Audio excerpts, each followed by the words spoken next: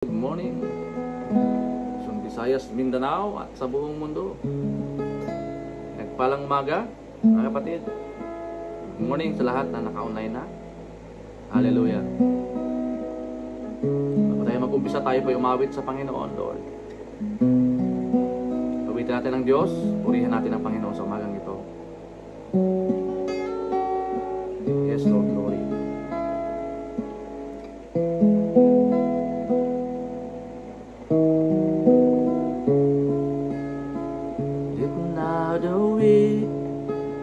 Say I am strength by the Spirit in power that raised Christ from the dead.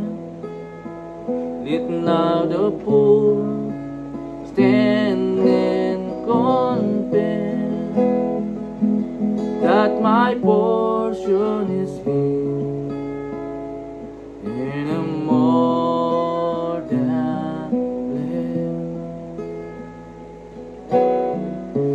Our hearts burn with a flame, a fire consuming with your Son, holy name.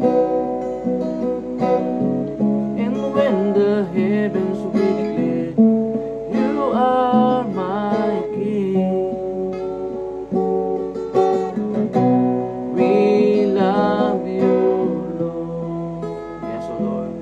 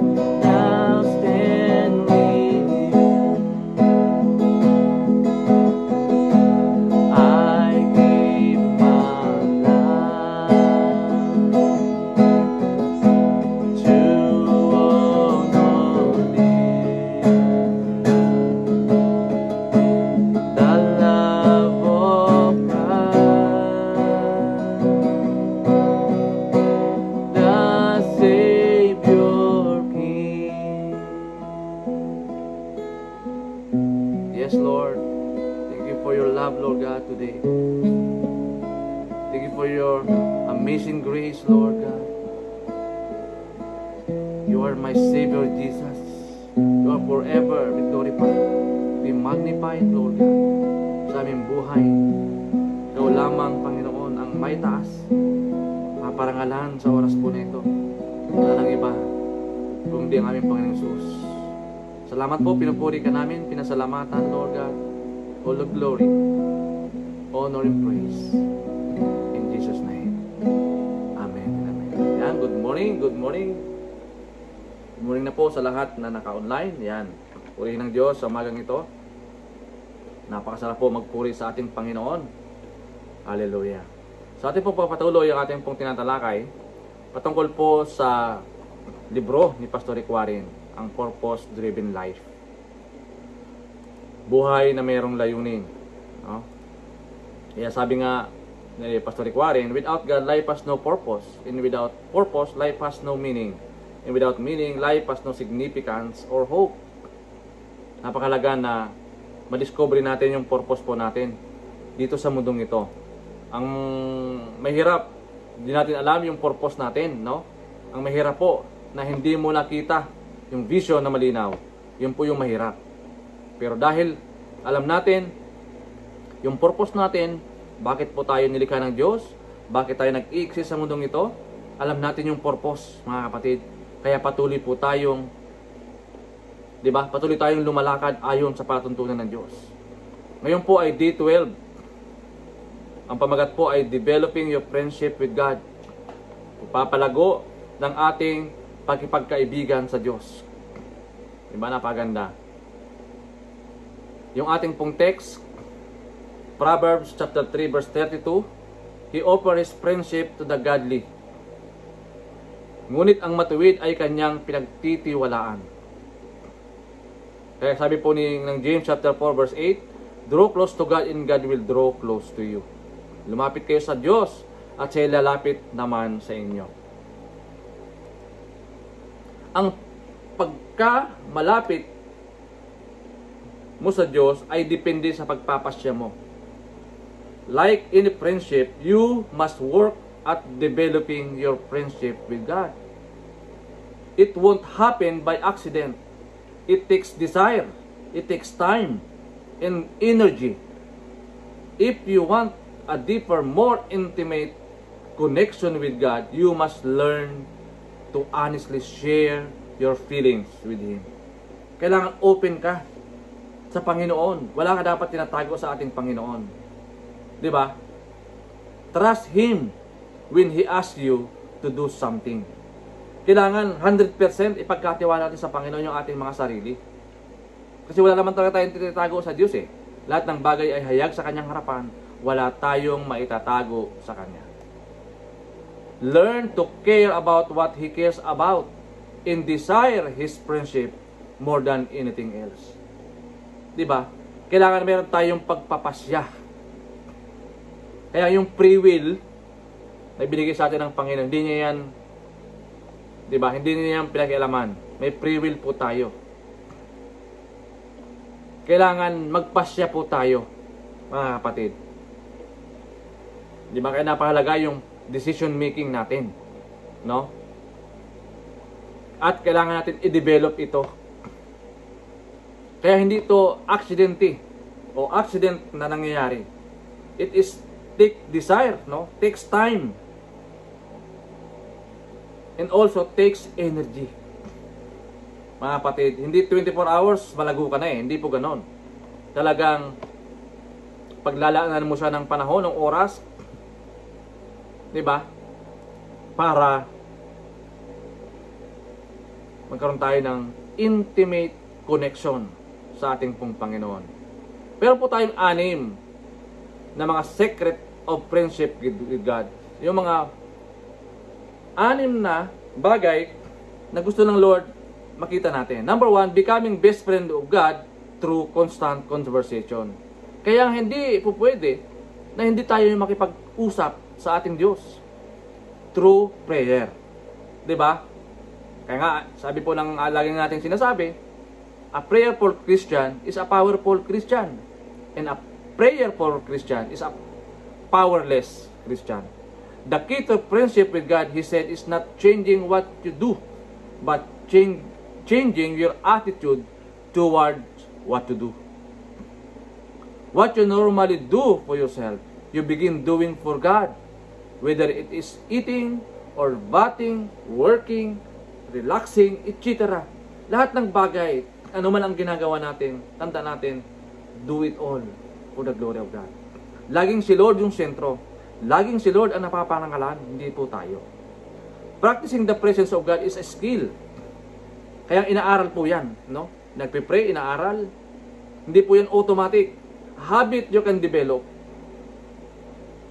At first, you will need to create reminders to regularly bring your thought back to the awareness that God is with you in that moment. Kailangan aware po tayo, mga kapatid. Your goal is not feeling, but a continual awareness of the reality that God is always present. That is the lifestyle of worship. God is omnipotent. God is omniscient. God is omnipresent. Yan po ang Panginoon. Kaya dapat maging lifestyle natin ito, mga kapatid. Because God is omnipresent. Yan. Yan po yung number 1. Diba? Becoming best friend of God through constant conversation. Ayan. Number 2, becoming best friend of God through continual meditation. O sa pamamagitan ng patuloy na pagbubulay-bulay. A second way to establish a friendship with God is by thinking about His Word throughout your day. Diba, nangungusap ang Panginoon through His Word. Diba? Sa pamamagitan lamang ng kanyang salita, through the Bible. It is impossible to be God's friend apart from knowing what He says. You cannot love God unless you know Him, and you cannot know Him without knowing His Word. Malinaw po. Diba? Ang Lord, ang Diyos nangungusap sa pamamagitan ng kanyang mga salita. Sabi po ng 1 Samuel chapter 3 verse 21, and there He revealed Himself to Samuel through His Word. Di ba malinaw? Nangungusap ang Panginoon sa pamamagitan ng Biblia. Kaya magbasa ka ng Biblia. Di ba? Meditation is simply focused thinking, a skill anyone can learn and use everywhere or anywhere. Di ba? Kaya ito po ay skill. Diba? Kailangan mag-meditate ka. When you think about God's Word over and over in your mind, that's meditation. And the more you meditate God's Word, the less you will have to worry about. Diba? Kaya alam natin, kapag ang tao ay laging nag-aalala, ibig sabihin yan, maliit ang porsyento ng kanyang pag-meditate ng salita ng Diyos. Maaaring hindi siya nagbabasa ng Biblia. Kaya lagi siyang nag-aalala sa kanyang bukas. Di ba, mga kapatid? Kaya si David, di ba? The reason God considered Job and David his close friend was that they value his word above everything else. Na kahit may mga pagsubok, hindi po sila natinag. Because meron po silang pangako na pinanghahawakan through his word. Salita ng Diyos. Job chapter 23 verse 12, I have not departed from the commands of His lips. I have treasured the words of His mouth more than my daily bread. Yan, sabi ni Job. Sabi naman ni David sa Psalm chapter 119 verse 27, oh, how I love your law. I meditate it all day long. Diba? Develop the practice of reviewing the truth in your mind. Thinking about it over and over again. The more time you spend reviewing what God He said, the more you will understand the secrets of this life that most people miss. Ito yung mga nami-miss ng mga tao, yung secret ng Panginoon through His Word. Nangungusap ang Lord sa pamamagitan ng kanyang mga salita, mga kapatid. Sabi po ni David sa Psalm chapter 25 verse 14, 'di ba? Friendship with God is reserved for those who reverence Him. With them alone He shares the secret of His promise. Yung mga tao lamang na mayroong pagka-uhaw sa salita ng Diyos. 'Di ba? Yung hindi kinakaligtaan yung magbasa ng salita ng Diyos, mga kapatid. And number 3, I must choose to be honest with God. Kailangan wala kang tinatago sa Panginoon. The first building block of a deeper friendship with God is completely honesty about your faults and feelings. God doesn't expect you to be perfect, but He does insist complete honesty. If perfection was a requirement for friendship with God, we would never be able to be His friend. But because of God's grace, Jesus is still the friend of sinners. Diba? Wala naman tayong magagawa eh. We are lost without Jesus, mga kapatid. By His love and grace. Kaya nga, naroon yung ating friendship sa ating pong Panginoon, Jesus. Kaya sabi po ng Matthew chapter 11 verse 19, the Son of Man came eating and drinking, in they say, here is a glutton and drunkard, a friend of tax collector and sinners. But wisdom is proved right by her deeds. To be God's friend, you must be honest to God. Mga kapatid, wala dapat tayong tinatago sa Panginoon. Sharing your true feeling. Sabihin mo sa Panginoon, ano ba yung nararamdaman mo? Not what you think you ought to feel or to say. Hindi anong masasabi ng tao. Kundi ano ba talaga yung nararamdaman mo? Isabihin mo sa Panginoon yan. You need to confess some hidden anger and resentment to God for certain areas of your life where you cheated and disappointed. Tanda natin, wala tayong matatago sa Panginoon, mga kapatid. No? Every single day, every single moment or sin na ating ginagawa, alam ng Diyos yan. Bitterness is the greatest barrier to friendship with God. Diba? Iyan po yung hahadlang. Yung bitterness, anger, resentment. Iyan po yung humahadlang or hahadlang sa ating pakikipagkaibigan sa ating pong Panginoon. You must choose to honest with God. Number 4, I must choose to obey God in faith. Every time you must trust God, wisdom, and do whatever He says, even when you don't understand it, you deepen your friendship with God. Na kahit hindi malinaw sa iyong paningin, no? Through faith, ginagawa mo pa rin. Diba? Sabi niya, it will deepen your friendship with God. Pinapalalim ng Panginoon yung ating pagkakaibigan. Na kahit na hindi natin nakikita ng malinaw ito sa ating pong paningin. John 15:14, you are my friends if you don't what I command. You are my friend if you do what I command. Ano ba yung command? We obey God not out of duty or fear or compulsion, but because we love Him and trust Him that He knows what is best for us. We want to follow Christ out of gratitude for all He has done for us. And closer to follow Him, the deeper our friendship becomes. Diba? True friendship isn't passive. It acts. When Jesus asks us to love others, help the needy, share our resources, keep our lives clean, offer forgiveness, and bring others to Him, love motivates us to obey immediately. Simple act as telling the truth, being kind and encouraging others, we bring a smile to God's face. Napapasaya natin ang Panginoon if we offer forgiveness, if we bring and motivate immediately a simple act of telling the truth sa ating pong mga kapatid, sabihin, napapangiti natin ang Panginoon. God treasures simple act of obedience. Tanda natin.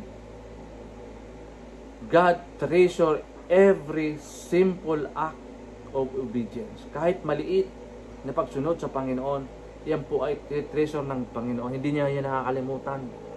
Nakatala po yan sa ating pong Panginoon. Kaya huwag tayo maghinawa, mga kapatid, sa paggawa, sa pagsunod sa ating pong Panginoon. Amen? So number 5, I must choose to value what God values. This is what friends do care about. what is important to others person. So meron tayong pakialam. The more you become God's friend, the more you care about the things He cares about. Ano ba itong mga bagay na pinahalagahan ng Panginoon? Yung mga tao. His creation. Grieve over the things He grieves and rejoice over the things that brings pleasure to Him. Di ba?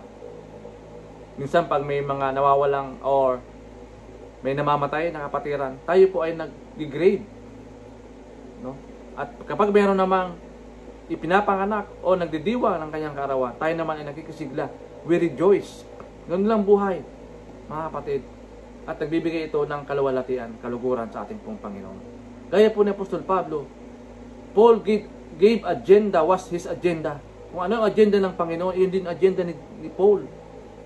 In God, passion was his. What does God care about most? The redemption of His people. Na gusto ng Diyos, lahat ng kanyang anak maligtas. He want all His lost children found. That's the whole reason Jesus came on earth. The dearest thing to the earth of God is the death of His Son. And the second dearest thing is when His children share the news with others. To be a friend of God, you must care about all the people around you whom God tell their friends about God. Kaya nga may purpose yung buhay natin sa mundong ito. Hindi lamang mga kapatid na nababuhay tayo sa mundong ito para wala lang nangyari. Tanda natin, meron po tayong kakibat na gampanin. Meron pong pinapagawa ang ating pong Panginoon sa atin. Ano ba yung binabalyo ng Diyos? Dapat pinagbabalyo din natin. Ano ba yung mahalaga sa Diyos? Dapat mahalaga din sa atin. Gaya po ni Apostol Pablo. Imitate Christ as I imitate. Imitate me as I imitate Christ. Di ba sabi po ni Paul? Follow me as I follow Christ. Di ba? Number 6, last. I must desire friendship with God more than anything else. Kaya nga, it's a matter of decision making. It's a matter of desire. David passionately desired to know God above all else. He used words like longing, yearning, thirsting, hungering. He craved God, he said, sa Psalm 27 verse 4. The one thing I ask of the Lord, the thing I seek most, is to live in the house of the Lord all the days of my life, delighting in the Lord's perfection, and meditating in His temple. Diba? Kaya tinawag sa a man after God's own heart. Mga kapatid. Kaya sabi po ng Psalm 63 verse 3, your love means more than life to me. Sabi po ni David, Lord, your love means more than life to me. Noon si Jacob, passion for God blessing on his life was so intense that he wrestled all night with God, saying, I will not let you go unless you bless me. Kasi kaya nakita ni Jacob na iba ito. Diba? Kaya sabi niya, Lord, hindi ako aalis sa lugar na ito hanggat hindi mo ako nagpapala. Kasi nga, he is convinced na ito po ay ang Panginoong Hesus, mga kapatid. Si Lord ito na kanyang naranasan. Si Lord, ganoon po si David. Diba? He treasure more than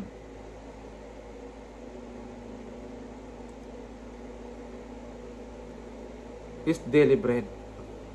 Sabi niya, I won't offer my God a burnt offering. Diba? That cost me nothing. He valued Jesus. Dapat ganoon din tayo. Binavalue natin yung ginawa ng ating Panginoong Hesus sa atin. Huwag natin kalimutan. An intimate friendship with God is a choice, not an accident. And you must intentionally seek it. It is worth the effort of developing the habits and skills required. There is nothing, absolutely nothing, more important than developing a friendship with God. It is the relationship that will last forever. Ito po yung naglalast forever. Ito yung nananatili. Ito yung hindi nananakaw. Ito yung hindi nawawala. Kaya dapat, 'di ba? Friendship with God is a choice. You must intentionally seek it, mga kapatid. As a question to consider, what practical choices will I make today in order to grow closer to God?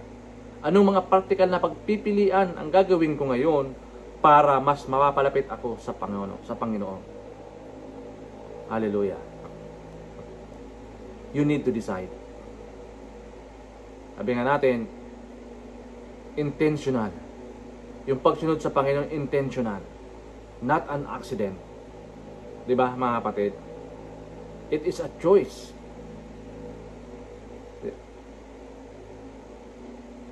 There is nothing, absolutely nothing, more important than developing friendship with God. It is the relationship that will last forever. Purihin po ang Panginoon sa oras po na ito. Salamat, Panginoon, sa iyong salita. Daming pong napagbulay-bulayan sa umagang ito. Thank you, Lord God, for giving us knowledge, for giving us wisdom, Lord, na patuloy po namin treasure more than our daily bread ang iyong mga salita. Dahil kayo po ay nangungusap sa pamamagitan ng iyong salita through the Bible. Kaya naman, Lord, marami pong salamat for encouraging us today, Lord God. Dalangin ko sa oras po na ito na po maghari, Lord God, sa amin, Panginoon. Give us revelation, give us divine guidance, Panginoon Diyos. Salamat po, pinupuri ka namin sa oras na ito, pinasalamatan. Salamat po sa aming mga kapatid, Lord, na naglaan ng oras na sila'y makinig, naglaan ng oras na i-share yung ating pong live streaming sa araw na ito. At marami pang mga tao makapakinig, mapanood ang ating pong mga topic about purpose-driven life. Salamat po, pinupuri ka namin, salamatan. All the glory, honor, and praise in Jesus' name. Ama, aking pong nilalapit sa iyo sa oras po na ito, ang aking pong mga kapatid na nagdidiwang ng kanilang mga karawan, nagdidiwang ng kanilang mga anniversary. Lord, kami pinakikigalak sa kanilang mga anniversary, pagdiriwang, Panginoon, sa araw na ito. Salamat din po sa iyong mga anak, Lord, na patuloy na pupursigi, Panginoon Diyos, na lumaban, O Lord God, sa takbuhin ito. Lumakad ayon sa iyong kalooban. Lumakad ayon sa iyong nais, Panginoon Diyos. Samahan niyo po kami, O Lord God, sa aming buhay na ito. Ikaw pong may taas, ikaw pong maluwalhati. Gamitin mo lamang kami bilang iyong Lord, bilang iyong mouthpiece, Lord God. Channel of your spiritual blessing, Panginoon, sa araw na ito. Purihin ka, dakilain. Sa iyo lamang lahat ng papuri, pagluwalhati sa pangalan ni Jesus. Amen and amen. Salamat po. God bless. And to God be all the glory. Bye-bye.